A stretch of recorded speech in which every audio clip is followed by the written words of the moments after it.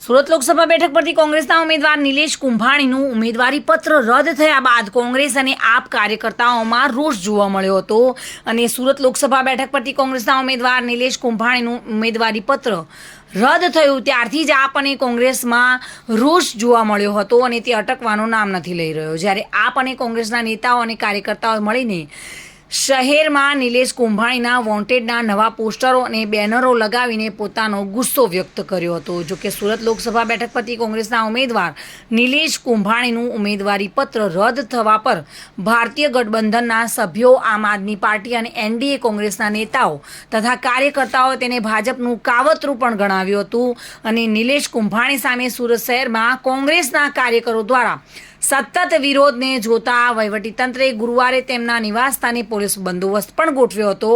અને મિલીભગતનો આક્ષેપ કરવામાં આવ્યો હતો। ત્યારે બીજી તરફ 2 દિવસના રાજકીય ડ્રામા બાદ કુંભાણી પર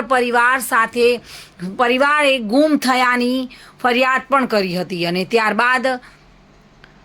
પ્રતાપ દુધાતે તેઓના પર ટિપ્પણી કરી હતી અને પ્રતાપ દુધાતે આક્ષેપ પણ કર્યા હતા અને આવી સ્થિતિમાં હવે કોંગ્રેસના કાર્યકર્તાઓ કુંભાણી પર રોષ વ્યક્ત કરી રહ્યા છે અને ત્યારબાદ